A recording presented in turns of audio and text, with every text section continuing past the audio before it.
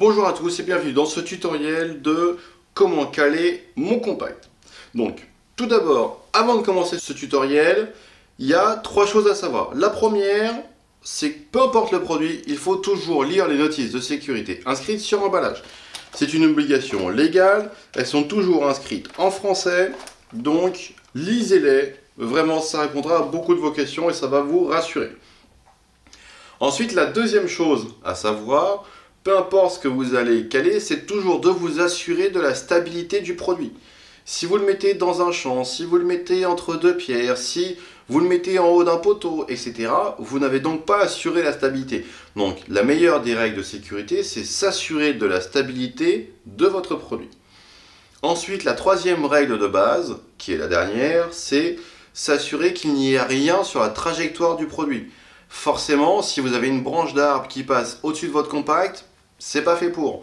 Donc, vous devez vous assurer qu'il n'y ait rien sur la trajectoire des produits, des projectiles, et ainsi vous n'aurez aucun souci avec ces trois règles de base.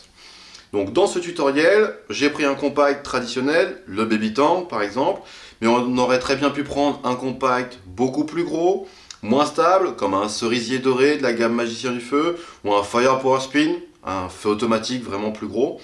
Mais dans ce cadre-là, le Baby Tank, il est petit, il est costaud, je le pose sur un sol stable, donc la règle est assurée, c'est bien stable. Et la meilleure des choses derrière, c'est de mettre une brique de chaque côté, par exemple, un parpaing, une jardinière, bref, quelque chose qui va venir caler votre feu d'artifice. Assurez-vous, si vous mettez une jardinière ou un parpaing, qu'ils ne viennent pas sur le dessus de votre compact. Comme je vous l'ai dit tout à l'heure, assurez-vous de la stabilité et qu'il n'y ait rien au-dessus, rien qui s'oppose à la trajectoire des projectiles. Donc, avec vos briques de chaque côté, c'est parfait. Là, votre compact, il est calé, il ne bougera pas.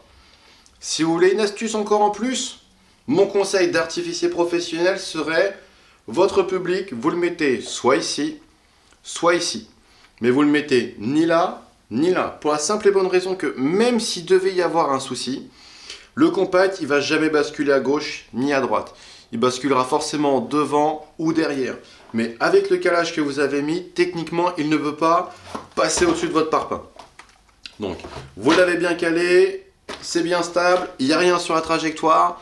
En plus, le public, soit à gauche, soit à droite.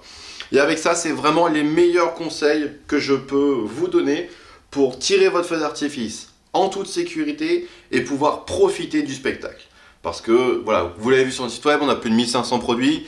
N'hésitez pas vraiment à regarder les vidéos, il y en a pour tous les budgets, pour tous les effets, pour tous les besoins. Nos conseillers artificiels restent également à votre écoute, à votre disposition, à votre service, soit par mail, soit par chat, soit par téléphone. Merci d'avoir suivi ce tutoriel et on reste à votre écoute. À très bientôt, au revoir.